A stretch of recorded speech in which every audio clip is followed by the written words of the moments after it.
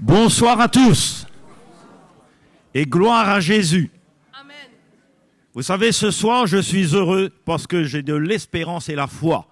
Et c'est pour cela que je veux vous saluer, vous qui êtes là dans le présentiel, et je veux saluer tous ceux qui sont sur les ondes aussi, sachant que nous faisons partie d'une grande famille si merveilleuse. Nous vivons des temps où il n'y a plus d'espérance dans les choses que nous voyons, que nous essayons d'expliquer. Pourtant, le Seigneur nous demande de vivre d'espérance et de foi. Et j'aimerais lire avec vous ces quelques versets dans Romains 8, au verset 24. Là, c'est écrit « Car c'est en espérance que nous sommes sauvés. Or, l'espérance qu'on voit n'est plus espérance. Ce qu'on voit, peut-on l'espérer encore ? Mais si nous espérons ce que nous ne voyons pas, nous l'attendons avec persévérance. » Nous avons besoin de persévérer dans la foi et dans l'espérance dans le Seigneur. De même aussi, l'Esprit nous aide dans nos faiblesses. Frères et sœurs, ça, ce n'est pas simplement des mots, mais c'est une réalité. Nous avons beaucoup entre nous goûté que dans les moments de faiblesse, Jésus était là. Des fois, on n'a pas reconnu tout de suite dans les moments précis, mais un petit peu de temps après, on a remarqué que Jésus ne nous a jamais laissés seuls. Il tient toujours sa promesse. Quand nous ne savons pas ce qui nous convient de demander dans nos prières, mais l'Esprit lui-même intercède par des soupirs inexprimables. Quand je me souviens de la prière que Jésus a fait pour nous, pour moi, avant qu'il va vers son Père, en plus, il nous laisse de telles paroles en nous disant qu'il nous envoiera le Saint-Esprit et que nous sentons aujourd'hui que ce Saint-Esprit est là pour intercéder pour nous aider, pour nous encourager. Il y a de quoi à vraiment persévérer sur ce chemin. Et celui qui sonde les cœurs connaît quelle est la pensée de l'Esprit, parce que c'est selon Dieu qu'il intercède en faveur des saints. Et vous savez qui c'est les saints? C'est nous, parce que Jésus nous a sanctifiés. Lorsque nous croyons en Jésus, nous lui demandons de venir en nous et de prendre notre vie. Il nous lave, il nous sanctifie et il nous appelle saints. Et je veux attirer votre attention sur ce verset que nous allons lire, le verset 28. Il y a beaucoup de choses que nous ne savons pas, mais il y a une chose que nous avons besoin de réaliser et de vraiment savoir. Nous savons du reste que toute chose concourt au bien de ceux qui aiment Dieu, de ceux qui sont appelés selon son dessein.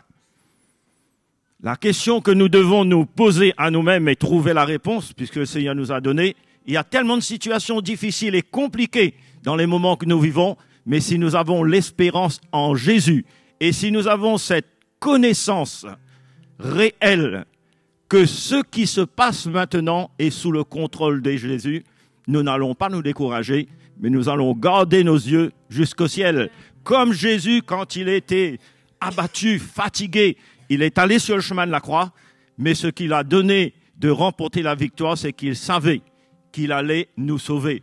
Et nous, ce que nous croyons, l'espérance que le Seigneur nous a donnée à travers sa parole, à travers l'encouragement que nous avons chaque jour, c'est pour que nous gardons la foi et qu'un jour nous puissions vivre cette vie merveilleuse, glorieuse que le Seigneur nous a promis et que nous attendons avec persévérance. Amen.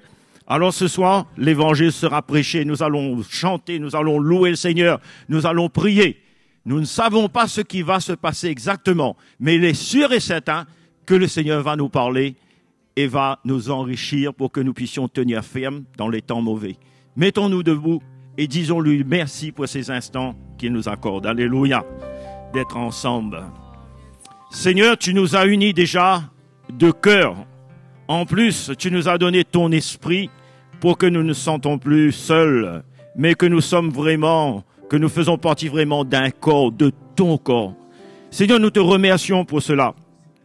Les mots me manquent pour m'exprimer devant ta face, mais au fond de mon cœur et de mon âme, Seigneur, tu sais lire ma joie et mon bonheur.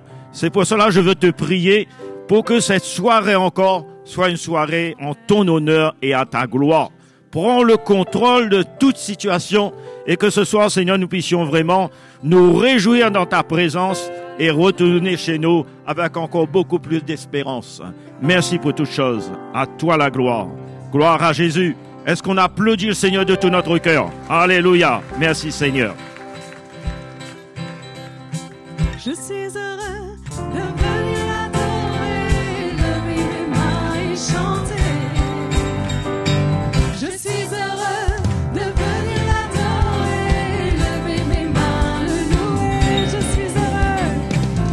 suis heureux de venir l'adorer, lever mes mains et chanter. Je suis heureux de venir l'adorer, lever mes mains et chanter. Béni soit le nom du Seigneur, béni soit le nom du Seigneur, béni soit le nom du Seigneur pour toujours. Je suis heureux de venir l'adorer, lever mes mains et chanter. Je suis heureux de venir l'adorer, lever mes mains, le louer. Je suis heureux de venir l'adorer, lever mes mains et chanter. Je suis heureux de venir l'adorer, lever mes mains, le louer. Béni soit le nom du Seigneur, béni soit le nom du Seigneur, béni soit le nom du Seigneur pour toujours, et béni soit son nom.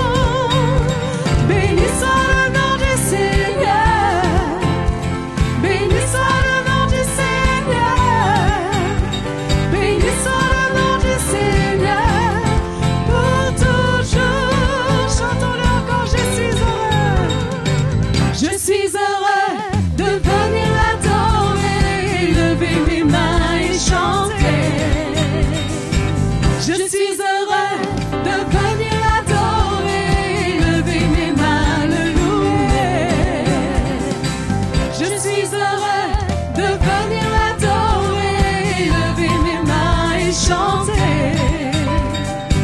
Je suis heureux de venir l'adorer et lever mes mains, le louer. Alléluia. Béni soit le nom du Seigneur, béni soit le nom du Seigneur, béni soit le nom du Seigneur pour toujours. Béni soit le nom du Seigneur, béni soit le nom du Seigneur, béni soit le nom du Seigneur pour toujours, et béni soit son nom.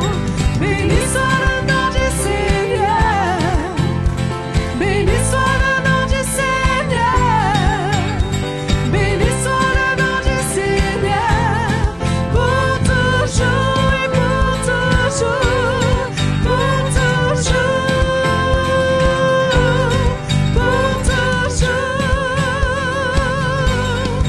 pour toujours.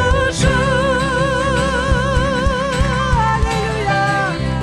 Alléluia, oui, nous sommes heureux de glorifier ton nom, Jésus. Alléluia.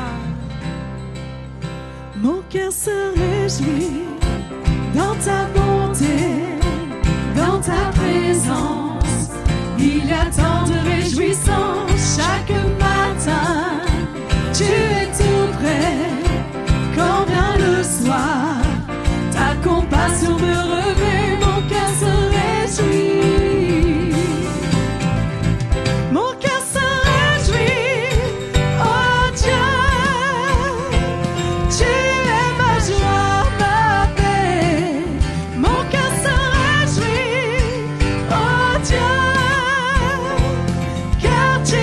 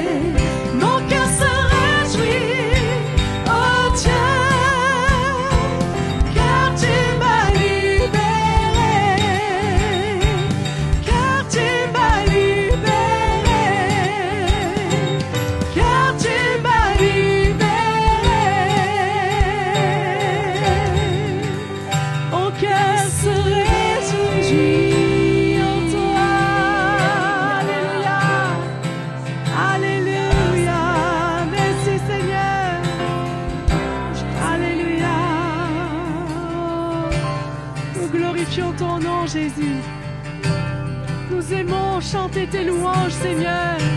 Nous aimons nous retrouver dans ta présence pour te glorifier. Nous t'adorons, Jésus. Adorons-le, mes frères et sœurs.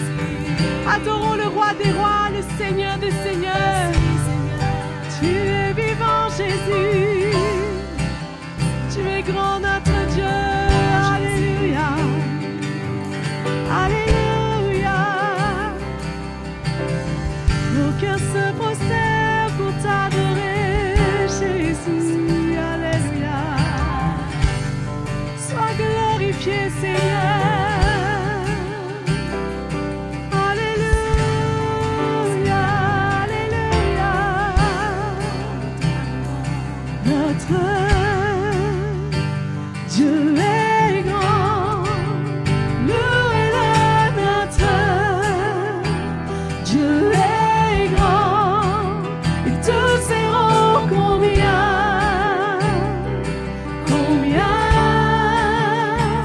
Dieu est grand. Chantons-le de tout notre cœur. Notre Dieu est grand. Notre Dieu est grand. Oui, louons-le. Notre Dieu est grand. Et tous verront combien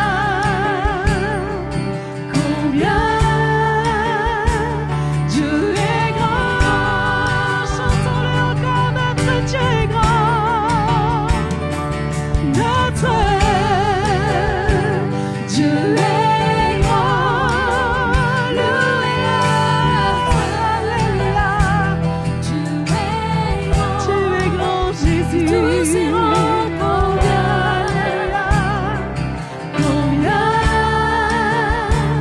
Dieu est grand. Ta splendeur, Seigneur. La splendeur du grand roi, revêtu de sa gloire, réjouit toute la terre, réjouit toute la terre, enveloppé de lumière. Rien n'est caché devant toi, Jésus. Devant lui tout est à découvert. Tout est à découvert. Alléluia. Tout est à découvert. Notre Dieu est grand. Louez-le, notre Dieu est grand. Et tous verront combien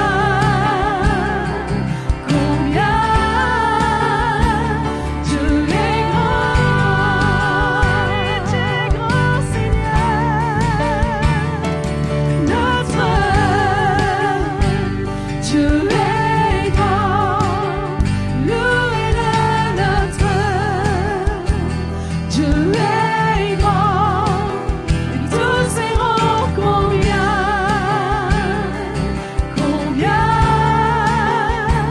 Dieu est grand. Le nom le plus élevé, le nom le plus élevé. Alléluia.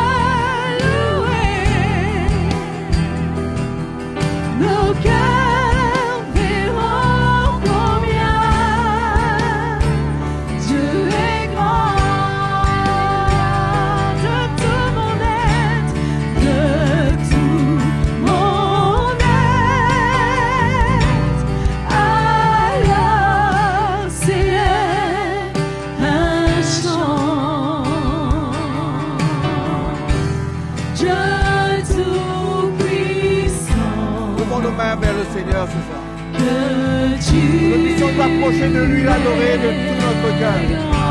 La grandeur de notre Dieu. de tout mon être. Adorons le Seigneur de tout notre cœur ce soir. S'élève un chant. Dieu tout-puissant, que tu es grand. Glorifions notre Seigneur.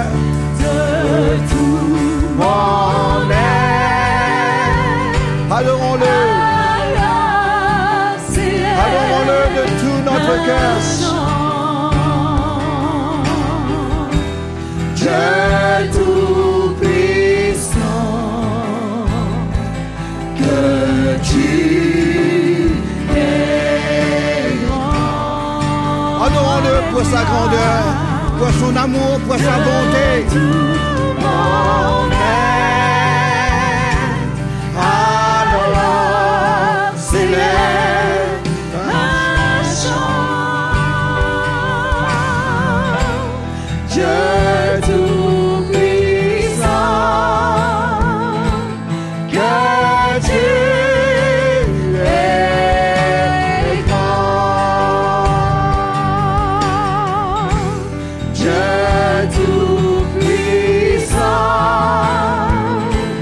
que tu es grand.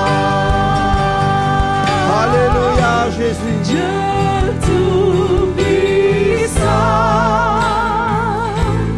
que tu es grand. Alléluia. Alléluia, Jésus. Nous t'adorons, nous te glorifions, Seigneur, pour ta bonté, pour ta fidélité, pour ta grâce, pour ta patience envers chacun de nous. Seigneur, comment ne pas te louer? Comment ne pas exprimer notre reconnaissance dans ta présence? Seigneur, perdus nous étions, esclaves nous étions, mais ta grâce, ton amour, ta bonté est arrivée jusqu'à nous. Tu t'es abaissé, tu t'es humilié, tu t'es rendu semblable à nous. Pourquoi? Pour nous retirer dans notre péché, pour nous retirer dans nos péchés. Aucun trésor, Seigneur, ne pouvait nous racheter.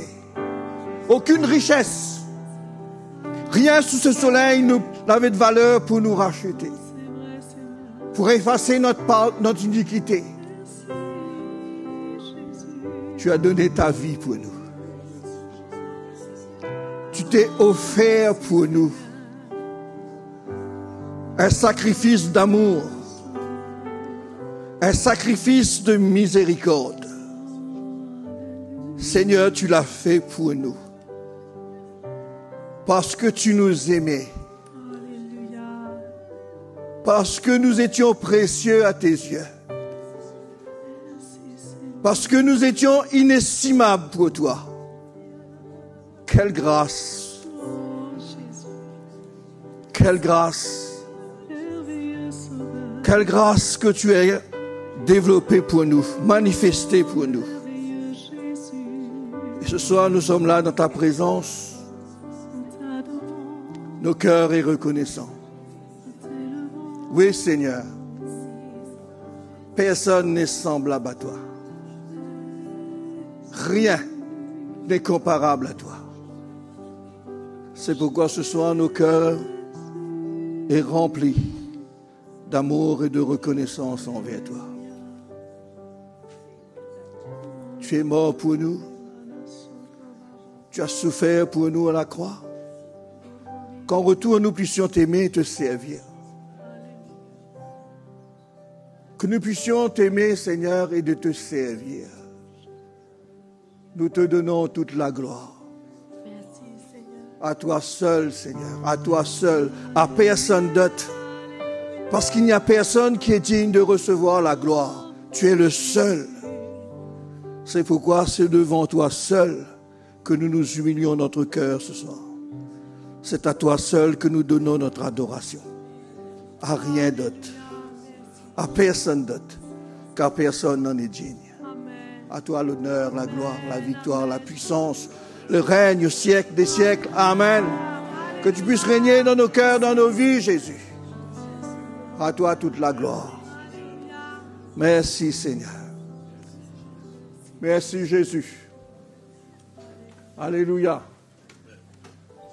Quelle grâce pour nous de pouvoir nous retrouver ensemble ce soir pour glorifier Jésus. Amen. Pour être reconnaissant envers le Seigneur. Et la seule chose que nous pouvons faire, frères et sœurs, c'est de pouvoir réellement le servir de tout notre cœur. Amen. Vous voulez servir le Seigneur de tout votre cœur, avec votre vie, pas seulement avec notre cœur, mais avec toute notre vie. Que nous puissions nous consacrer au service de notre Dieu. Et que nous puissions être un témoignage partout où nous allons nous retrouver, d'être ce témoignage vivant pour le Seigneur. Amen. Parce que nous étions morts et il nous a rendus à la vie. Amen. Nous étions perdus et il nous a retrouvés. C'est pourquoi ce soir, frères et sœurs, c'est une grâce pour nous d'être là. De pouvoir servir le Seigneur, de pouvoir être reconnaissant envers le Seigneur pour tout ce qu'il a fait pour nous. Et bien sûr, pour tout ce qu'il fera encore à travers de nous, pour tous ceux qui sont autour de nous. Amen. Jésus est venu, il a donné sa vie à la croix pour nous. Et laissez-moi vous dire une chose, il y a des générations qui vont venir et qui ne connaissent pas le Seigneur. Mais Jésus a donné sa vie pour eux. Nous aussi, c'est pareil. La Bible nous dit que le Seigneur nous a justifiés avant même que nous fussions nés. Dans sa préscience, le Seigneur nous a vus. Il a vu ce que j'allais être. Il a vu ce que vous alliez être. C'est pourquoi je vous dis, frères, tout ça, c'est une grâce. On ne peut pas comprendre avec notre intelligence, mais nous savons que c'est la grâce du Seigneur qui s'est manifestée envers nous. Et vous savez, il y a des hommes qui ont reçu cette grâce dans leur vie, qui ont goûté à cette vie de Dieu et qui n'étaient pas égoïstes. Ils ont pensé à nous. Ils ont pensé à la génération future. Ils ont pensé à ceux qui allaient venir après eux. C'est pourquoi, quand nous lisons le livre de l'Épître aux Hébreux, il nous est dit que tous ces hommes qui étaient appelés par le Seigneur, qui a cru dans la promesse de Dieu, qui ont traversé des situations difficiles, qui ont été éprouvées dans leur vie, eh bien, ils nous voyaient, nous. Ils ne voyaient pas seulement leur appel, mais ils voyaient qu'à travers de la réponse de leur appel, nous allons être appelés au Seigneur. Et ils ont enduré la souffrance à cause de cela. C'est pourquoi nous aussi, frères et sœurs, nous avons besoin de marcher sur le chemin du Seigneur et sur le chemin de tous ceux qui nous ont précédés, de manière à ce que nous puissions porter ce message de l'Évangile, cette lumière de l'Évangile qui a changé notre vie. Amen. Qui a changé notre vie, qui nous a transformés. Comme le frère disait tout à l'heure, il a mis dans notre cœur une espérance vivante, de savoir, après ces quelques années que nous allons vivre sur cette terre, eh bien, nous allons pouvoir bénéficier pleinement du salut que Jésus est venu nous accorder. Et c'est ça qui doit être la joie de notre cœur pour que nous puissions nous aussi laisser des traces. C'est vrai, c'est pas vrai? Laisser des traces pour que ceux qui viennent puissent trouver ces traces et qu'ils puissent y marcher dedans. Hein? Et qu'ils puissent avoir la même grâce que nous avons eue. La parole de Dieu nous dit que ceux qui étaient avant nous, les prophètes qui étaient avant nous, qui ont reçu cette révélation dans leur cœur par le Seigneur, ils ont vu que c'était quelque chose de glorieux. Ils ont vu que c'était quelque chose de glorieux, qu'il y avait quelqu'un qui allait venir, qui allait souffrir et qui allait mourir. L'Évangile nous dit que ces hommes ont fait de cela le sujet de leur recherche. Ils ont sondé les Écritures. Ils ont essayé de savoir quand est-ce que cela va venir. Est-ce qu'eux, ils allaient en profiter? Mais l'Évangile nous dit, il leur fut révélé que ce n'était pas pour eux, mais que c'était pour nous. Amen. Et maintenant, frères et sœurs, c'est à nous de pouvoir porter ce message de l'Évangile et de faire connaître aux générations futures la grâce que Dieu a manifestée à la croix en Jésus-Christ pour tous les hommes. Hein? Et c'est pour ça, ce soir, moi, je vais vous encourager. Comment nous avons besoin de transmettre l'Évangile. Hein? Comment nous avons besoin de communiquer l'Évangile. Comment nous avons besoin de vivre la réalité de l'Évangile. Hein? Afin que tous ceux qui sont autour de nous puissent eux aussi bénéficier du même grâce que nous avons bénéficié. Amen. J'aimerais lire un petit verset avec vous pour que nous puissions nous encourager et vous allez réaliser combien la grâce de Dieu a touché notre vie. Allons lire un petit coup dans la Genèse. Nous lisons souvent ce verset que tout le monde ne sait.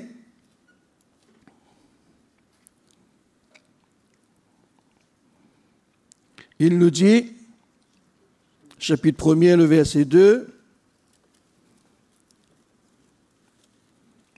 alors qu'il est premier, alors, il y en a 4 lettres. Il nous dit, au commencement, Dieu créa les cieux et la terre. La terre était informe et vide, et il y avait des ténèbres à la surface de l'abîme.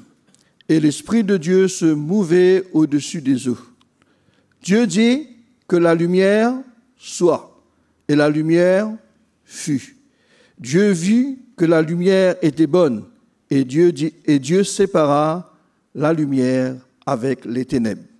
Dieu appela la lumière jour, et il appela les ténèbres nuit. Ainsi, il y eut un soir et il y eut un matin. Ce fut le premier jour.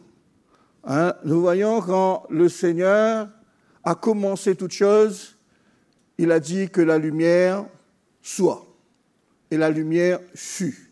Et qu'y avait-il sur la face de la terre? Il y avait le ténèbre.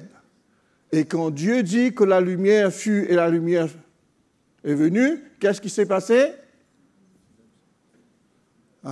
Les ténèbres ont disparu. Vous êtes d'accord? Quand Dieu a parlé, quand Dieu a dit que la lumière fut, la lumière est venue et les ténèbres ont disparu. Et le Seigneur a mis une séparation entre les ténèbres et la lumière. C'est-à-dire qu'il n'y a rien de commun entre la lumière et les ténèbres. Le ténèbre, c'est le ténèbre. La lumière, c'est la lumière. Quand la lumière vient, le ténèbre fuit. Quand la lumière se retire, le ténèbre revient. C'est-à-dire, il n'y a rien de compatible entre les deux. Vous êtes d'accord? Chacun est séparé de son côté. Il y a 2 clans. Vous êtes d'accord? Il y a 2 clans. Il y a le clan des ténèbres et le clan de la lumière. Vous êtes d'accord avec moi? Et c'est toujours comme ça aujourd'hui, les frères et sœurs. Le monde est comme ça aujourd'hui. Il y a 2 clans. Il y a ceux qui vivent dans la lumière et il y a ceux qui vivent dans le ténèbre. Il n'y a rien de commun entre eux. C'est pourquoi quand Dieu a créé les deux, Dieu a séparé. Et il nous dit qu'à partir de cette lumière, Dieu a commencé à faire la création. La création a commencé avec la lumière. Et c'est la lumière qui a donné naissance à la création, et la création vit à cause de la lumière. S'il n'y a pas de lumière, il n'y a pas de création. Quand je parle de la création, je parle des arbres, des oiseaux, de toutes ces choses-là. Tout ce qui a besoin du soleil pour vivre. Toutes les plantations, toutes les espèces, ils ont besoin de la lumière pour vivre. C'est difficile de vivre dans les ténèbres. Vous êtes d'accord? Quand nous regardons toute la beauté de notre île, eh bien, nous voyons que cette beauté est ressortie à la lumière de quoi? Du soleil. Quand le soleil éclaire, eh bien, nous voyons la beauté de la création. Et de même, les frères et sœurs, quand le cœur de l'homme est éclairé, nous voyons sa beauté. Vous êtes d'accord? Comment vous dites que c'est un homme de bien? Comment on reconnaît un homme de bien? On reconnaît un homme de bien par rapport aux choses qui sortent de lui. Ouais, c'est vrai, c'est pas vrai. C'est pourquoi Jésus nous dit que la bouche parle par rapport à l'abondance du cœur. Et l'homme vit par rapport à ce qu'il est. Vous êtes d'accord? Quand vous entendez quelqu'un parler, quand vous voyez quelqu'un agir, il n'y a pas autre chose qui sort que les choses qu'il y a dans son cœur. Vous êtes d'accord ou pas d'accord avec moi, les frères et sœurs? Si notre cœur est en bon état, ce que Jésus dit dans les évangiles de Matthieu, si ton cœur est en bon état, toute ton âme est en bon état. Et il nous dit que l'œil est la lumière du corps. Eh bien, notre cœur, c'est la lumière de notre âme. C'est pourquoi, les frères et sœurs, nous avons besoin de continuer à rester dans la lumière pour que notre cœur reste dans la lumière. Vous êtes d'accord? Et nous voyons que le Seigneur a fait une séparation pour qu'il n'y ait rien de commun entre la lumière et les ténèbres. D'accord? Et nous voyons que la chute d'Adam a entraîné l'homme où ça? La chute d'Adam a emmené l'homme à vivre dans le ténèbre. Pourquoi? Pourquoi sa chute l'a emmené à vivre dans les ténèbres? Parce que il n'y a rien de commun. Vous êtes d'accord? Il n'y a rien de commun entre lui et Dieu. Parce que tout ce qu'ils emmenaient en commun, il l'a rejeté. La seule chose qui permettait à Adam d'être en communion avec Dieu, c'était, allons dire, l'innocence qu'il y avait dans son cœur. Il était innocent, donc l'innocence le permettait de contempler la face du Seigneur. Mais l'effet qu'il a rompu, cette innocence, il a voulu de prendre sa vie entre ses propres mains en écoutant la voix de l'ennemi, il s'est détourné de la lumière.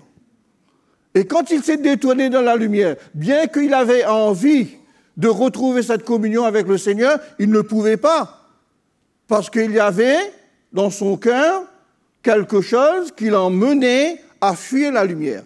Dernièrement, je disais ça avec l'église à Saint-Benoît.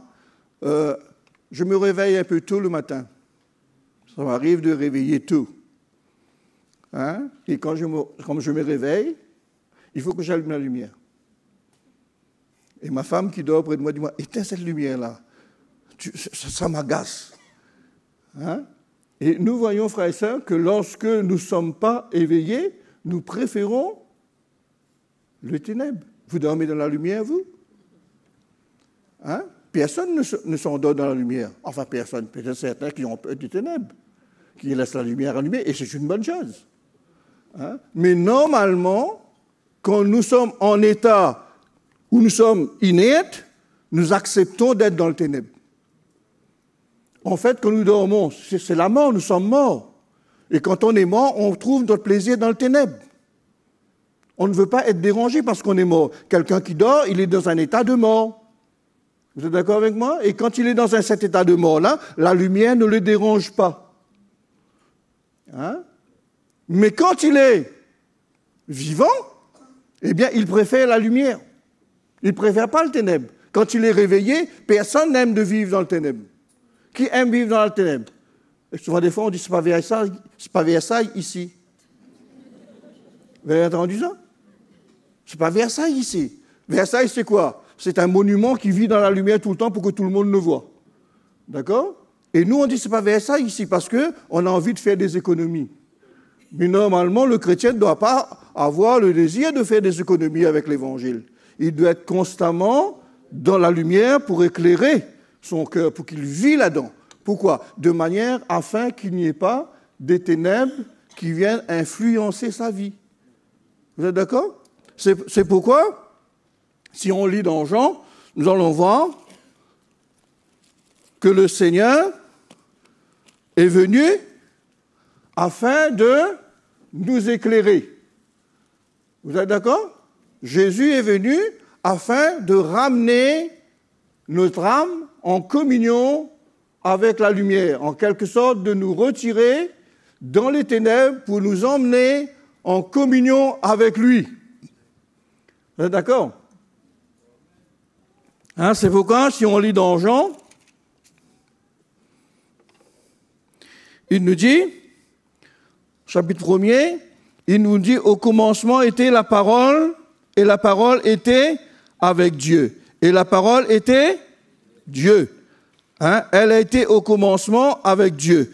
Toutes choses ont été faites par elle. Et rien de ce qui n'a été fait sans elle. Ce que je vous ai dit tout à l'heure, ce qu'on a lu.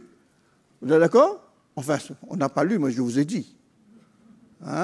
Que, après avoir emmené la lumière à l'existence, Dieu a commencé la création. C'est pourquoi Jean nous dit que rien n'a été créé sans la parole. Et la parole était Dieu. Et cette parole, c'était la lumière. Il dit que tout a été créé, tout est venu à l'existence à travers de la parole de Dieu. À travers Dieu. Et quand nous regardons la création, vous trouvez une imperfection dans la création, vous? Qui trouve une imperfection dans la création que Dieu a créée? Vous trouvez une imperfection dedans? Il y en a des choses que nous disons que c'est vilain. Non, mais il y a ceux qui les aiment. Vous êtes d'accord? Moi, j'ai la phobie des serpents. Mais il y a ceux qui aiment les serpents. Vous êtes d'accord ou pas d'accord? Et ils trouvent ça joli. C'est des couleurs. C'est beau, c'est beau, c'est beau, c'est beau. C'est joli. Quand ça glisse, c'est gracieux, ça glisse. Mais moi, ça me donne des frissons. Je ne pourrais pas m'endormir si il y a une couleuvre dans ma maison. Je vais essayer de le trouver pour le tuer. Mais tout ce que Dieu a créé, le frère et sœur, tout ce que Dieu a créé est parfait, irréprochable. Mais nous aussi, nous avons été créés parfaits. Parce que nous avons été créés à l'image de Dieu. Vous êtes d'accord ou pas d'accord? Dieu nous a créés à son image. Vous allez dire, mais c'est pas tout le monde qui est beau, mais c'est beau. Tous ceux qui ont été créés à l'image de Dieu sont jolis. Peut-être pas jolis pour moi, mais jolis pour l'autre. C'est vrai, c'est pas vrai? Il n'y a rien de mauvais. C'est pourquoi Jean nous dit que tout a été créé par le Seigneur. Tout a été créé à la perfection. Mais le péché est venu et a entaché la perfection de Dieu. C'est-à-dire que toute la création de Dieu a été entachée à cause du péché de l'homme. Mais le Seigneur n'allait pas laisser l'homme qu'il a créé à son image pour être en communion avec lui, demeurer éternellement dans le ténèbre. Vous êtes d'accord? C'est pour ça que tout à l'heure, j'adorais le Seigneur et je réalisais la grandeur de Dieu, la bonté du Seigneur envers chacun de nous. Comment Dieu allait pouvoir nous laisser, l'homme créé à son image, qui a mis en nous son esprit, nous laisser vivre éternellement dans la captivité des ténèbres, nous laissant devenir des instruments de destruction dans la main de l'ennemi. C'était impossible. Dieu ne pouvait pas faire ça, ce n'était pas dans son cœur. C'est pourquoi il a mis tout en œuvre pour que chacun de nous, nous soyons réconciliés avec lui et que nous puissions retrouver la beauté de la lumière en Jésus-Christ. Que nous puissions retrouver cette vie que nous avons perdue, cette beauté que nous avons perdue avec le Seigneur. C'est pourquoi il nous dit que Dieu, au commencement, est venu. Il dit, elle était la vie, et la vie était la lumière des hommes. c'est cette vie qui donnait aux hommes. C'est cette lumière qui donnait aux hommes la vie. Et l'homme vivait par cela. Et il dit, la lumière luit dans les ténèbres, et les ténèbres ne l'ont point reçu. Il dit, il y a un homme envoyé de Dieu, son nom était Jean. Il vint pour servir de témoignage, pour rendre témoignage à la lumière, afin que tous crussent par lui. Il nous dit que ce que le Seigneur a fait, il est venu. Il est venu dans le monde. Il dit, et le monde ne l'ont point reçu. Il est venu, c'est les chiens, et les chiens l'ont rejeté. C'est sûr, il parle des Juifs, il parle de tous ceux pour qui il est venu. Mais il dit, mais pour tous ceux qui l'ont reçu, pour tous ceux qui l'ont accepté dans leur vie, pour tous ceux qui ont mis leur confiance en lui, ils lui ont donné le pouvoir de devenir enfants de Dieu, lesquels ne sont nés ni de la chair et le sang, mais de l'Esprit. Il dit, tous ceux qui ont cru dans le Seigneur. Vous avez cru dans le Seigneur? Vous avez cru, frères et sœurs, vous avez cru dans le Seigneur? Vous êtes sûr que vous avez cru dans le Seigneur? Donc, nous sommes devenus quoi? Des enfants de Dieu. Quelle que soit la force de la lumière que nous avons reçue dans notre cœur, cela doit nous emmener à devenir de plus en plus brillants. Vous êtes d'accord, les frères et sœurs? C'est pourquoi, quand Jean dit que tous ceux qui l'ont reçu, que tout ce qui a reçu l'Évangile dans sa vie devient un enfant de Dieu. C'est-à-dire que quelque part dans son cœur, il commence à être éclairé et il commence à voir toutes les imperfections qu'il y a dans son cœur de manière qu'il puisse s'en défaire. Vous êtes d'accord? Avant, personne ne voyait son imperfection. Tout le monde se regardait et se disait que je suis irréprochable, parfait. C'est pourquoi souvent des fois, lorsqu'on s'adresse aux hommes, il dit, moi, je ne suis pas un pécheur, moi. Vous êtes d'accord? Vous avez entendu ça? Mais moi, je suis un pécheur, je n'ai jamais volé, je ne tue personne, je vole personne, je respecte la loi, j'ai une vie normale. Il ne voit pas l'état de son âme. Vous êtes d'accord? Il ne voit pas ce qu'il transporte dans son cœur. C'est pourquoi l'homme se justifie par rapport à ce qu'il est capable de faire bon ou mauvais. Mais il ne voit réellement pas l'état de son cœur. Mais quand la lumière vient de notre cœur, quand nous recevons l'Évangile dans notre vie, eh bien, nous voyons réellement l'état de notre cœur. C'est pourquoi, les frères et sœurs, le chrétien qui a reçu réellement l'Évangile de Jésus dans son cœur, qui s'est laissé éclairer par le Seigneur, c'est un chrétien qui considère l'état de sa vie et qui progresse. Vous êtes d'accord? Il progresse. Il voit tous les jours, quand l'Évangile éclaire son cœur, il voit son état. Il est conscient de ce qu'il est. C'est pourquoi je vous ai dit, est-ce que nous sommes des enfants de lumière? Avons-nous reçu cette lumière dans notre cœur? Si nous avons reçu la lumière dans notre cœur et que nous sommes en train, comme Paul a dit à Timothée, de ranimer la lumière qui est le don de l'Esprit dans sa vie, eh bien, pour qu'il devienne de plus en plus efficace, évident. Si nous sommes en train de ranimer l'Évangile dans notre vie, eh bien, nous allons voir le produit qui se passe en nous. Nous allons découvrir notre vie. C'est vrai, c'est pas vrai? Nous n'allons pas découvrir comme quelqu'un qui vient nous reprocher. Vous êtes d'accord? Quand quelqu'un est dans le ténèbre, il ne voit pas ses défauts. Au fait, finalement, les frères et sœurs, on n'a pas besoin de nous dire qu'il faudrait changer les choses dans notre vie. Vous êtes d'accord? Si quelqu'un est en train de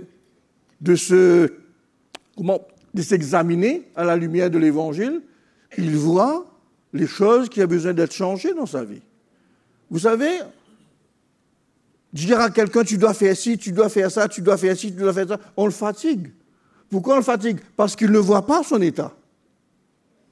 C'est vrai, c'est pas vrai? Vous n'avez jamais entendu parler quand on essaye de dire à quelqu'un, tu sais, ça, c'est pas bon. Oh non, ne me mets pas sous la loi. Ah, ne me mets pas sous la loi. Mais s'il marche à la lumière de l'Évangile, il voit tout de suite son état.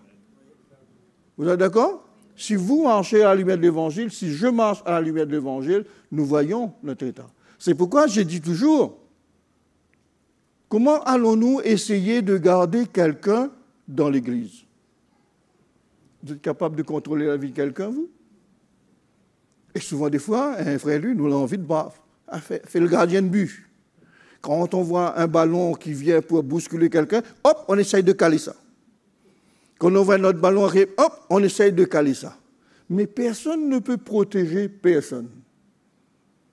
Hein? Jésus nous dit, celui qui se garde, le malin, ne le touche pas.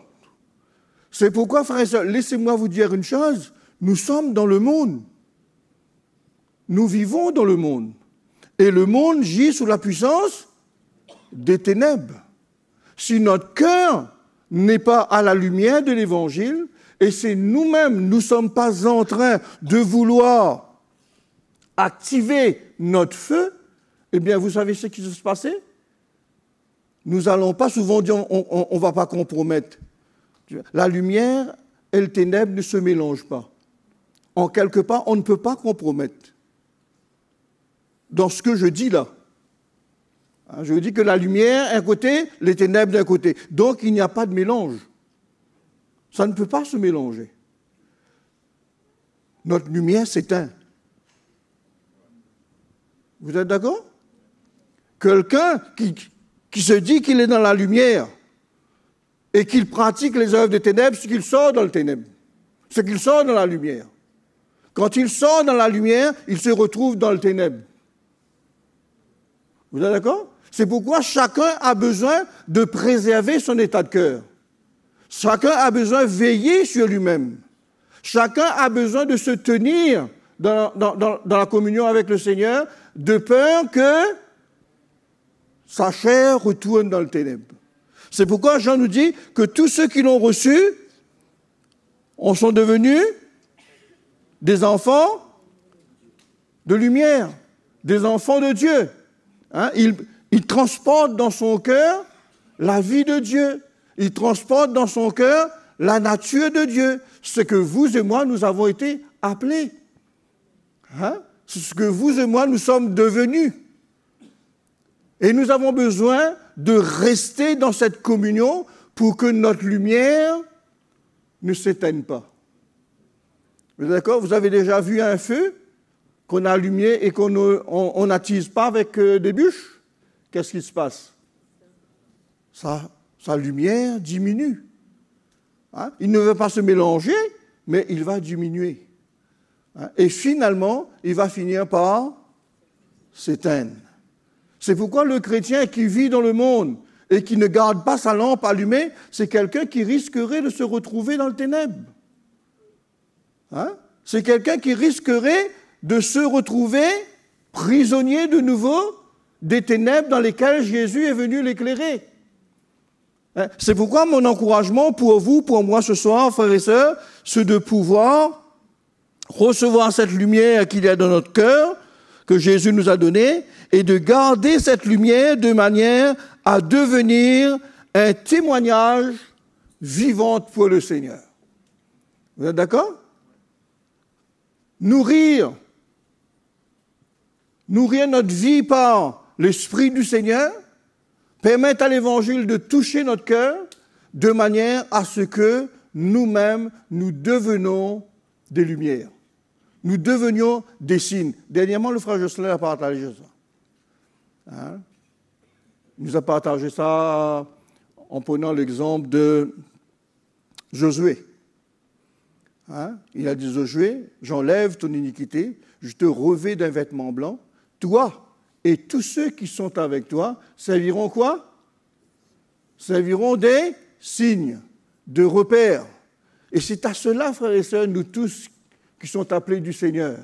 Si nous gardons notre cœur dans la communion avec le Seigneur, si nous nous entretenons le feu de l'Esprit que le Seigneur a mis dans notre cœur, si nous recherchons de plus en plus être en communion avec le Seigneur et nous laissons le Seigneur nous instruire, nous allons devenir de plus en plus des hommes, des femmes, une Église qui devient un repère dans la nation pour tous ceux que Dieu appelle, pour tous ceux que Dieu choisit, de manière à ce qu'ils voient. C'est vrai, c'est pas vrai? De manière à ce qu'ils voient. C'est pourquoi les frères, quand il nous dit que nous sommes devenus des enfants de Dieu, nous sommes devenus des enfants de Dieu pour former la famille du Seigneur. Vous êtes d'accord? Pour former la famille de Dieu, pour former un peuple qui appartient au Seigneur, un peuple qui est sous le contrôle de Dieu et qui le représente par sa vie. C'est vrai, c'est pas vrai? Si je suis un enfant de Dieu, j'ai la vie de Dieu en moi, là où je suis quoi? Un repère. Le sommes-nous, frères et sœurs? Le sommes-nous? Est-ce que là où nous sommes, qu'il soit dans notre travail, qu'il soit à l'école, qu'il soit dans le voisinage, là où nous sommes, est-ce que les gens peuvent voir à travers de nous un repère et un exemple? Est-ce que les gens voient en nous la différence? Et je prends un cas. Allez, allons dire un exemple, mais que personne ne se sente visé. Nous sommes bien le peuple du Seigneur. Vous êtes d'accord ou pas d'accord? Nous formons bien le royaume de Christ. Vous êtes d'accord? Christ est notre chef. Vrai, pas vrai? Christ est notre modèle. C'est vrai, c'est d'après. Peut-on trouver en nous, chez nous, quelque chose qui appartienne au royaume du monde? Est-ce qu'on peut trouver? On peut trouver ça? Mais quand on trouve, qu'est-ce qu'on fait avec ça, nous? Est-ce qu'au fait, ça doit trouver? Hein? Laissez-moi vous dire une chose, frères et sœurs, si tous les jours, je suis dans la lumière du Seigneur, et la lumière du Seigneur me montre toutes les imperfections qui existent encore en moi. Et je peux vous dire que toutes les imperfections en moi que j'ai héritées du royaume dans lequel j'étais captivé dans le ténèbre, eh bien, je vais m'en en défaire. Pourquoi? Parce que quand j'étais captivé dans sa prison, j'en ai souffert. Quand j'étais captivé dans sa prison, eh bien, j'ai des marques sur mon corps. Hein? Ça m'a marqué. Combien des gens, frères et sœurs, qui sont dans le monde, qui ont été écrasés par le diable et qui ont encore des séquelles dans leur vie. Quand ils viennent dans la lumière du Seigneur, ils se rendent compte et que le Seigneur pense ses plaies. Croyez-vous qu'il va encore laisser ces traces-là apparaître dans sa vie? Va-t-il encore laisser ces actions-là prendre place en lui? Non, ils sont défaits, ça, frères et sœurs. Hein, il se dépouille. C'est pourquoi l'apôtre Paul nous dit, dépouillons-nous donc de quoi? Hein, dépouillons-nous donc de ce vieil homme. Ce vieil homme, c'est quoi ça, les frères et sœurs? C'est ce vieil homme qui était captivé dans le ténèbre. Hein, c'est un vêtement que nous avons revêtu lorsque nous étions esclaves du péché, lorsque le mal triomphait de nous, lorsque nous étions au service du mal, au service des ténèbres. Il se servait de nous. Nous étions vêtus d'une manière qui le représentait. Nous étions son esclave. Mais maintenant que nous sommes dans la lumière, nous sommes appelés à nous dépouiller. Hein? C'est pas ça l'apôtre Paul nous dit? Maintenant que vous êtes les enfants de lumière, que vous appartenez à Christ, dépouillez-vous donc. Hein? Dépouillez-vous, faites mourir, faites disparaître tout ce que vous avez été esclave dans le monde et qui peut-être, ça faisait votre fierté. mais qui vous rendait impropre au royaume de Dieu, esclave du monde. L'apôtre Paul nous dit, eh bien maintenant, débarrassez-vous de tout ça. C'est pourquoi moi je dis une chose, frères et sœurs, l'esprit du monde ne doit pas exister au milieu de nous. C'est vrai, c'est pas vrai. L'esprit du monde ne doit plus exister au milieu de nous. L'Évangile nous dit, autrefois vous étiez quoi? Paul nous dit ça dans les Éphésiens. Autrefois vous étiez ténèbres, mais maintenant vous êtes quoi? Lumière, où ça? Dans le Seigneur. Marchez donc comme des enfants de lumière. Vivez votre vie comme des enfants de Dieu.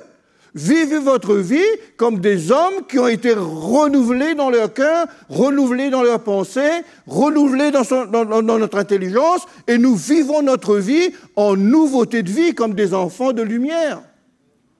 C'est vrai, c'est pas vrai? Je me rappelle quand j'étais jeune, j'étais encore célibataire. Peut-être qu'il y a des frères ici qui vont connaître la personne que je parle.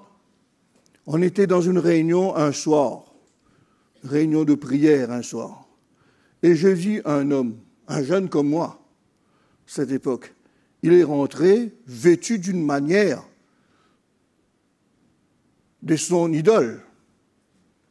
Il est rentré d'une manière de son idole. Il était vraiment un esclave de son royaume, de ce royaume-là.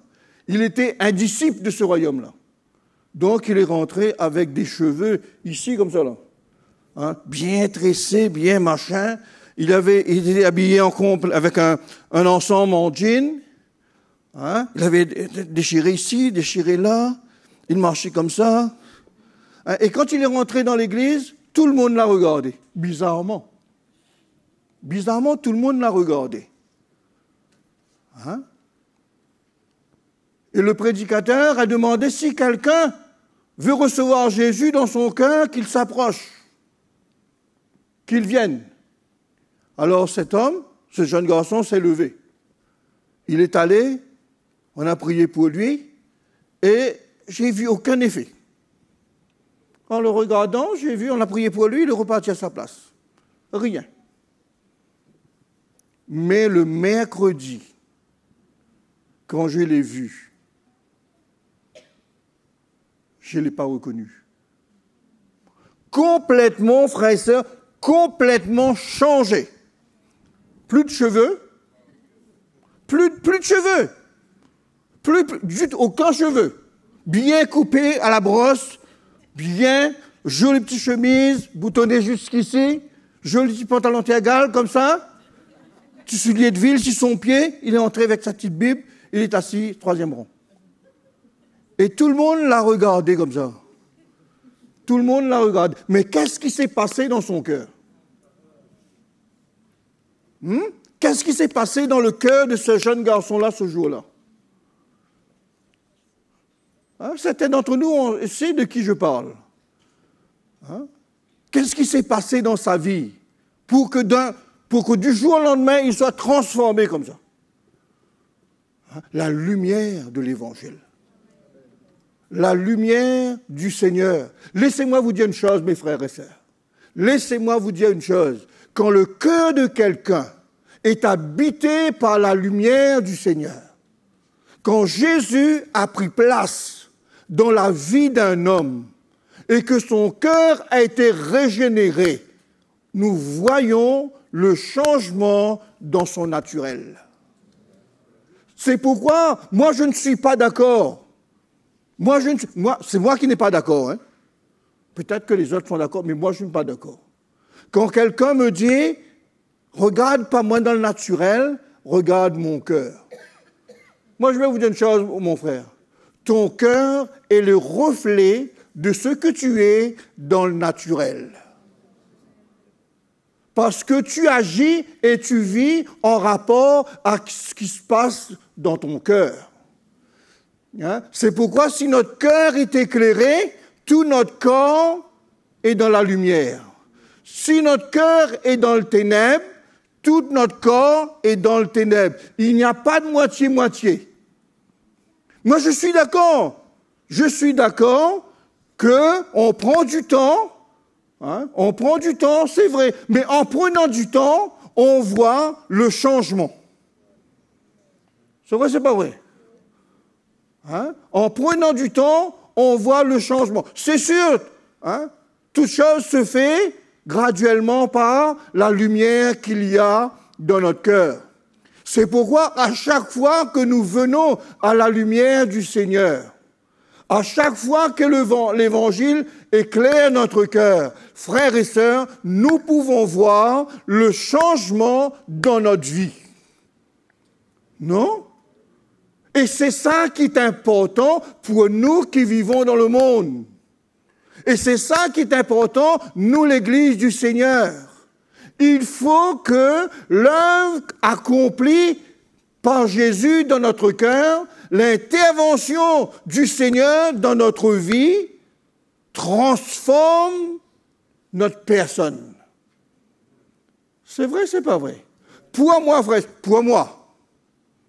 pour moi, je dis, quand quelqu'un a donné sa vie à Christ et que Christ habite dans sa vie, il n'y a plus rien du monde en lui. Il n'y a plus rien du monde en lui. C'est vrai, c'est pas vrai? Tout ce que le monde invente, il l'invente pour lui. Tout ce que le monde invente, il invente pour corrompre le monde. C'est vrai, c'est pas vrai? C'est pourquoi un chrétien régénéré, né de nouveau, rempli de l'esprit, doit pouvoir manifester une vie différente que ceux du monde. C'est vrai, c'est pas vrai? C'est vrai, c'est pas vrai, les frères? Si vous me voyez arriver ici, d'une manière que vous m'avez vu dans le passé, qu'est-ce que vous allez penser de moi? Souvent des fois, nous avons une attitude, nous avons un comportement, quand le monde nous regarde, même qu'on peut leur parler de Jésus, même qu'on peut dire des choses concernant Jésus et qui est une vérité, mais les faits qu'il voit sur vous, l'effigie de son chef, il n'est pas d'accord avec vous. C'est vrai, c'est pas vrai? Le fait qu'il voit en vous l'image de son chef, le fait qu'il voit en vous l'image de son royaume, il te dit, toi, là, tu veux me tromper, toi. C'est vrai, c'est pas vrai? C'est pourquoi, les frères, l'attitude de notre cœur doit nous emmener, non, le reflet de notre cœur doit nous emmener à vivre une vie qui est conforme à l'Évangile. C'est pourquoi j'aimerais lire un petit verset avec vous. Dans l'Évangile de Matthieu.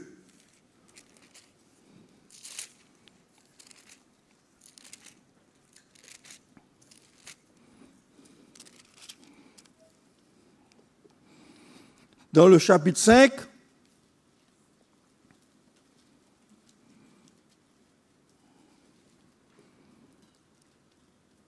où Jésus dit, vous êtes, le verset 13, vous êtes le sel de la terre. Jésus dit, vous êtes le sel de la terre. Le sel, c'est quoi? C'était quelque chose qui conserve et qui donne du goût. Comme quoi, nous avons besoin de conserver l'Évangile dans notre vie et de donner du goût de manière à ce que tous ceux qui sont autour de nous puissent voir une réalité. C'est vrai, c'est pas vrai? Nous voyons que là, que le péché est en train de régner dans le monde, qu'il est en train de détruire le monde. Que le monde est en train de gâter. Encore avec le péché. Nous devons venir, nous, avec l'Évangile, être la solution. D'être un modèle, d'être un exemple, d'être quelque chose qui donne envie. C'est vrai, c'est pas vrai? Et la lumière de l'Évangile dans notre cœur, frères et sœurs, quand ça nous éclaire, laissez-moi vous dire une chose, tout le monde a envie d'être comme nous. C'est vrai, c'est pas vrai? Écoutez, un petit couple, il vit près de la maison. Oh là là, j'aurais tellement aimé être comme ce couple-là. On n'entend pas un bruit. On entend toujours des bonnes paroles. Tu rentres chez ces gens-là, il y a une atmosphère de paix, une atmosphère de tranquillité. j'aurais aimé être comme eux. C'est vrai, c'est pas vrai? Non? Ça doit être l'image d'un chrétien, non? C'est vrai, c'est pas vrai? Ça doit être l'image d'un chrétien. Les gens qui nous côtoient, les gens qui vivent dans notre présence, doivent pouvoir avoir envie. C'est vrai, c'est pas vrai? Envie d'être comme nous. Envie d'avoir ce que nous avons. Envie de ressentir ce climat d'amour, de paix. C'est vrai? C'est pour ça Jésus dit là. Nous avons été pardonnés, justifiés, libérés, régénérés dans notre cœur. Nous vivons une nouvelle vie, les frères et sœurs. Non? Ça, c'est la vie du chrétien. Il vit une nouvelle vie. Il vit la vie de Jésus. Parce que la lumière de Jésus est dans son cœur. Il reflète ça. Il reflète ce caractère-là. Et ceux qui sont dans sa présence, oh, j'aurais aimé d'être comme lui. Non? Vous n'avez pas envie, les gens? C'est pas ça? C'est pour ça que Jésus dit, vous là, vous êtes mes disciples, je vous ai choisis, hein? Je vous ai éclairés. Maintenant, vous êtes appelés à me représenter. Vous êtes appelés à faire les mêmes choses que moi. Quand les gens vous voient, ils doivent me voir. Quand les gens étant dans votre contact, ils doivent ressentir qu'il est en contact avec moi-même. C'est pourquoi, frères et sœurs, quand il y a des gens qui viennent à l'église et qui rendent témoignage, il y a de l'amour au milieu de vous. Qui emmène cet amour-là? Hein? Qui ramène cette atmosphère d'amour, cette atmosphère de paix, cette atmosphère de grâce, où il n'y a pas, ils ne ressentent pas de la condamnation, le jugement. Il n'y a rien de ça. Ils ressentent qu'il est aimé, qu'il est affecté. Vous comprenez ce que je dis? Hein? Affectionné, merci. Hein? C'est ça. C'est ça le sel. Vous comprenez, frères et sœurs? C'est ça le sel. Jésus dit, mais si le sel perd sa saveur, si l'Église, qui est la lumière du monde, si l'Église qui est le sel de la terre, et que l'Église perd son goût, et c'est facile de perdre son goût, frère et sœurs. Il suffit tout simplement de s'éloigner de la lumière. Vous êtes d'accord? C'est simple. Il suffit de s'éloigner de la lumière. Il suffit de s'éloigner de l'Église. Il suffit de prendre un peu de répit, hein, dans la chair. Et finalement, nous perdons notre zèle pour l'Évangile. Nous perdons notre amour pour l'Évangile. Nous déposons notre croix. Nous ne recherchons plus, hein, ce dépouillement de notre vie. Nous ne recherchons plus à faire mourir les choses qui sont en nous et qui risqueraient, pas qui risqueraient, mais qui fait que les autres sont affectés. Vous comprenez ça, les frères? C'est pourquoi l'Église, en général, elle doit être la lumière, elle doit être le colonne, la vérité, elle doit représenter le Seigneur dans toute sa force. C'est vrai, c'est pas vrai? Hein? Il dit, vous êtes le sel de la terre, la lumière du monde. Une ville située sur une montagne ne peut être cachée. On n'allume pas une lampe pour mettre sous le boisseau, mais on la met sur le chandelier et elle éclaire tout ce qui entre dans la maison. C'est vrai, c'est pas vrai?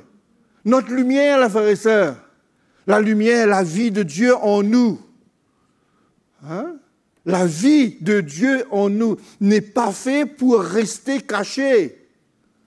Vous êtes d'accord? L'Église n'est pas faite pour être cachée. L'Église est faite pour être entendue, pour être vue, pour être connue. Comment l'Église est connue? Elle est connue par rapport à la vie qui sort en elle. Non? Le témoignage de l'Église, c'est en fonction de ce que l'œuvre de Dieu est capable d'accomplir dans ma vie. Non? C'est pourquoi le Seigneur nous a appelés. C'est pourquoi le Seigneur nous a retirés des ténèbres. C'est pourquoi il est venu dans notre cœur pour que nous soyons ses enfants. Pour que nous puissions le représenter là où nous sommes. Pour que nous puissions briller là où nous sommes. Vous êtes d'accord? Il dit une lumière. Hein, on n'allume pas une lumière pour le mettre sur un boisseau. Notre vie, frère et sœurs, la vie chrétienne, est une vie qui doit vivre à l'extérieur. C'est vrai, c'est pas vrai? Ici, s'il y a des défauts, ce n'est pas grave. Vous êtes d'accord? Ici, si je suis dans l'église, vous voyez mon problème, vous voyez ma vilaine manière, pas un problème. Pourquoi pas un problème? Parce que nous sommes tous là dans un endroit de perfectionnement. Vous êtes d'accord? Nous sommes tous là dans un endroit de perfectionnement. Il y a quelque chose qui boite en moi, eh bien, vous allez m'aider à le redresser. Ouais, bah ouais. Il y a quelque chose qui manque en moi, vous allez pouvoir mettre ça en moi. C'est vrai, c'est pas vrai. Parce que nous sommes l'église du Seigneur, nous sommes la famille de Dieu. Nous sommes en train de nous perfectionner les uns avec les autres. Mais ma vie ne doit pas représenter des failles en dehors. Vous êtes d'accord? Le monde ne doit pas trouver en moi des failles.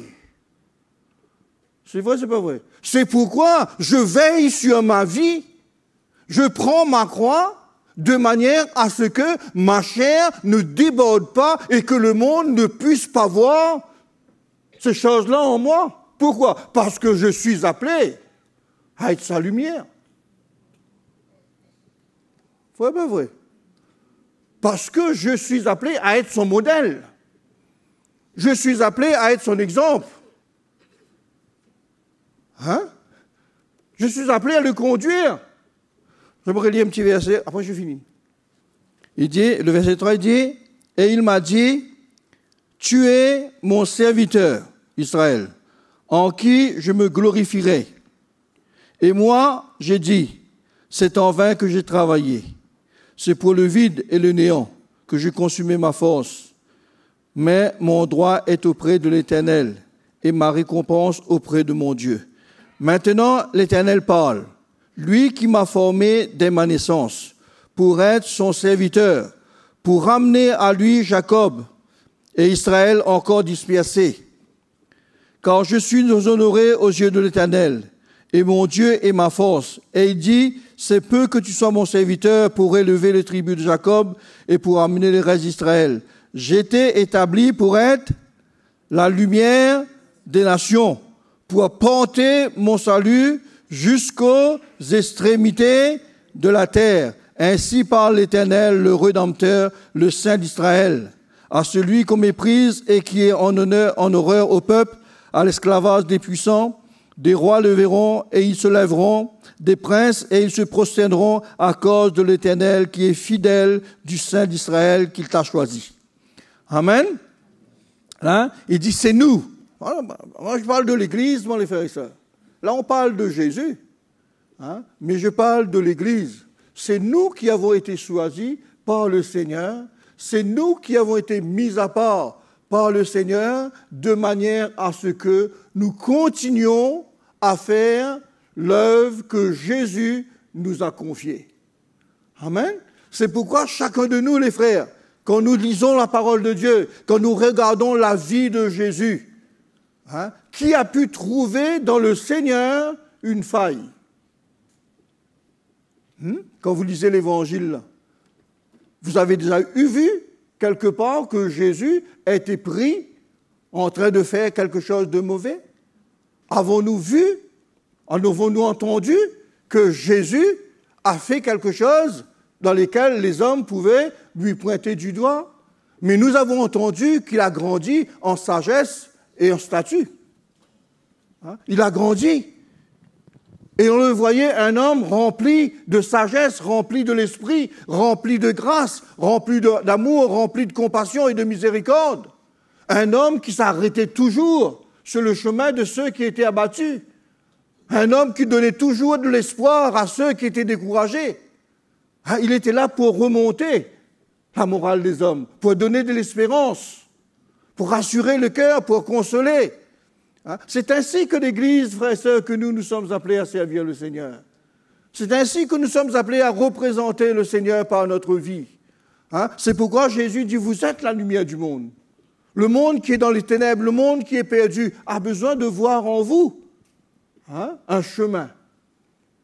C'est vrai, c'est pas vrai? Je me rappelle quand j'étais à Rodrigue, on m'a invité visiter une grotte. Lui, il connaît cette grotte-là?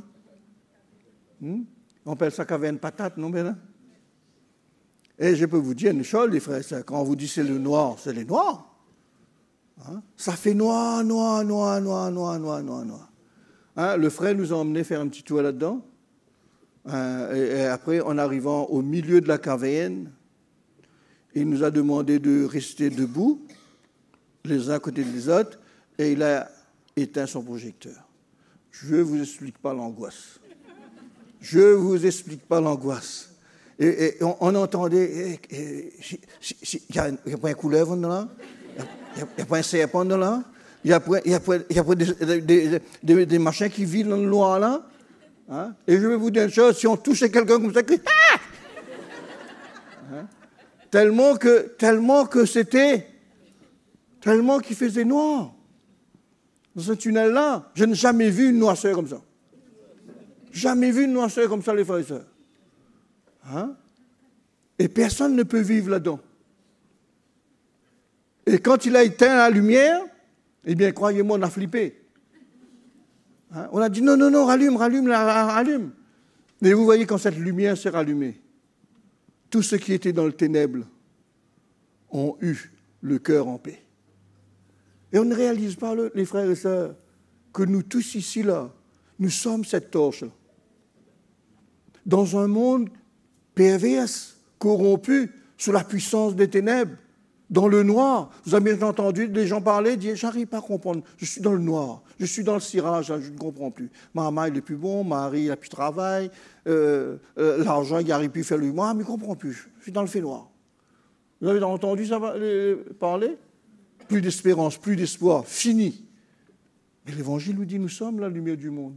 Le Seigneur nous a établis pour ça, hein, pour ramener les captifs, hein, pour que les aveugles retrouvent la vue, hein, pour que ceux qui sont boiteux, eh bien, ils s'affermissent. C'est la responsabilité de chacun de nous. C'est ce que Jésus est venu de faire. Et ce que le Seigneur nous demande de faire. C'est pourquoi moi je vous encourage, les frères et sœurs. C'est le moment pour nous de répondre à l'appel de Dieu, de servir le Seigneur. C'est le moment pour nous de faire l'œuvre de Dieu. C'est d'être irréprochable. Non? C'est pourquoi nous ne sommes pas juste là dans l'église et on profite quelque chose. Non. On est là pour servir le Seigneur. On est là pour relever ceux qui sont abattus. On est là pour montrer aux hommes que quelque part, il y a un lieu où Dieu existe. Hein? Il y a un lieu où Dieu demeure. Il y a un lieu où Dieu veut rencontrer les perdus, les pécheurs. Hein? Et nous devrions être ces hommes-là. C'est vrai, c'est pas vrai? Comment, dans quel état est l'Église pour qu'il y ait des missions, hein, dans le monde? Si l'Église a besoin qu'on vienne vers eux pour la relever, pour la restaurer, pour l'emmener sur le fondement authentique, n'en parlons plus du monde. Vous êtes d'accord? Et c'est pourquoi l'Église se raffermit. L'Église s'affermit. Les ministères sont en train de ranimer l'Église. Pourquoi? Afin que le salut grandisse, afin que le message du salut se propage, afin que l'Évangile puisse être annoncé et que le message de l'Évangile qui est annoncé reflète la vie de ceux qui le prêchent. Vous êtes d'accord? C'est pourquoi, moi, c'est mon encouragement pour vous, pour moi. Hein? Parfois, je réalise, il faut que tu fasses ton œuvre dans ma vie. Je prends conscience qu'il y a des choses qui ont besoin de changer.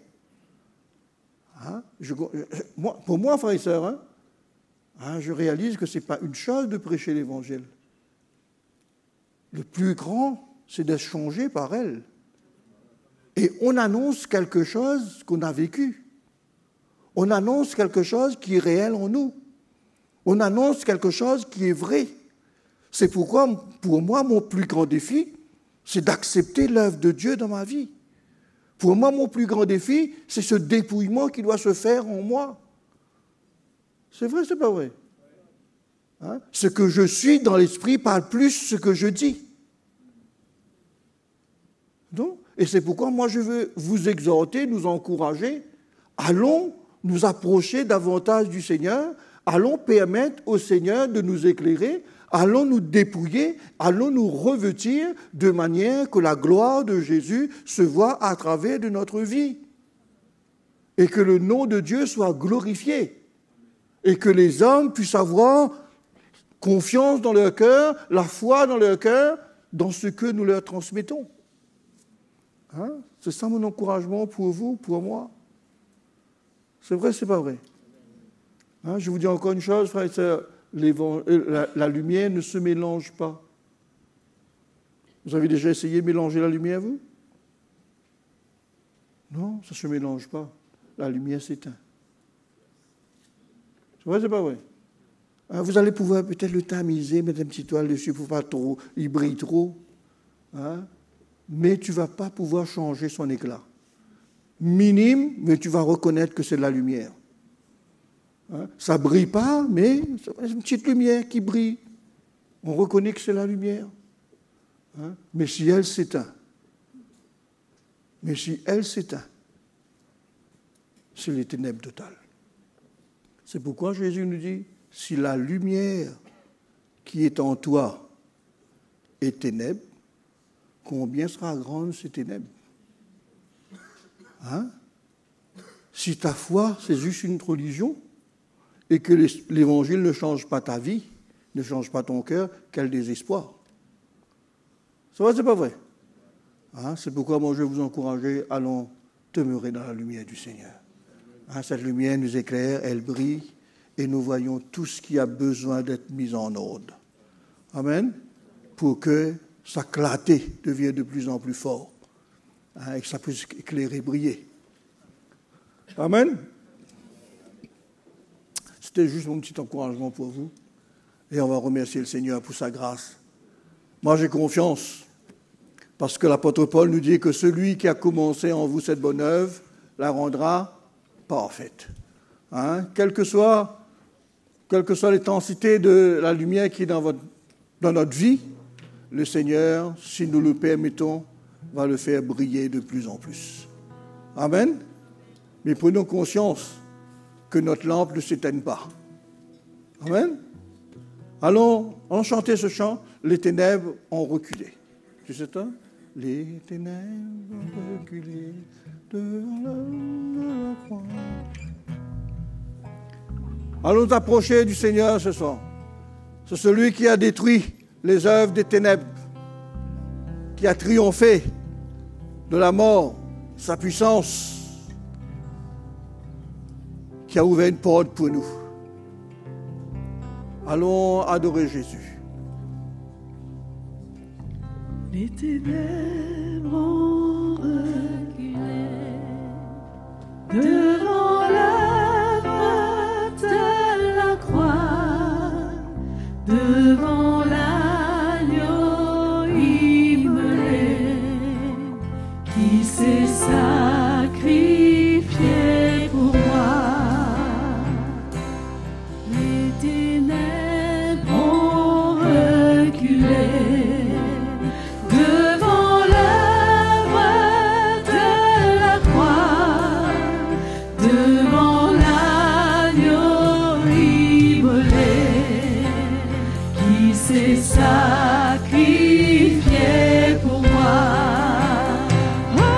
Hosanna, Hosanna à l'agneau immolé.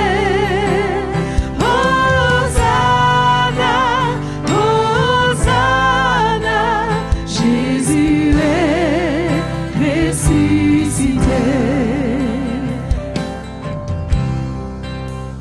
Que le fer dise je suis fort, que le pauvre dise je suis riche, que l'aveugle dise je peux voir ce que Jésus a fait pour moi. Hosanna, Hosanna à l'agneau immolé. Hosanna, Hosanna, Jésus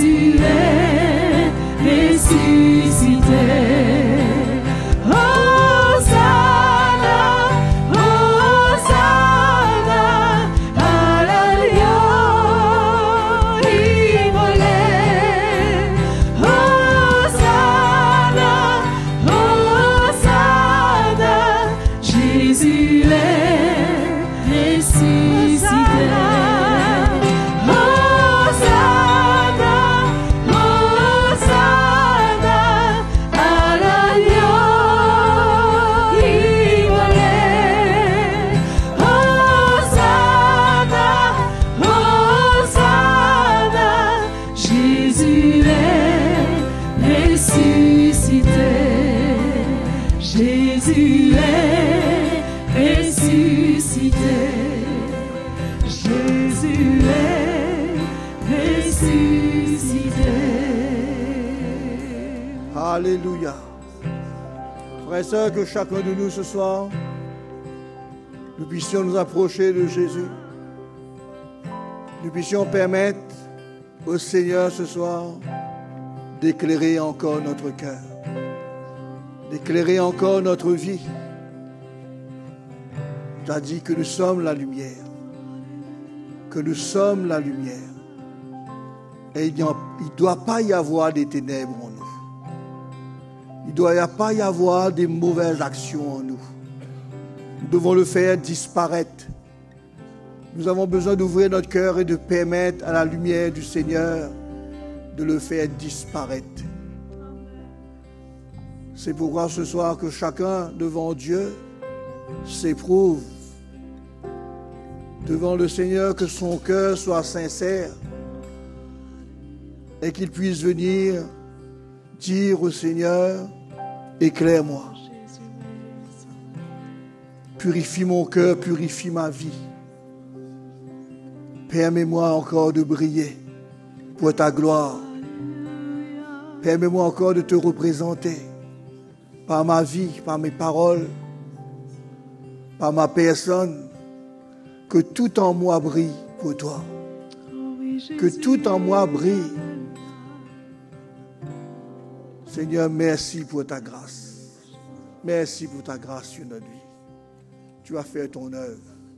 À toi la gloire. Merci Jésus.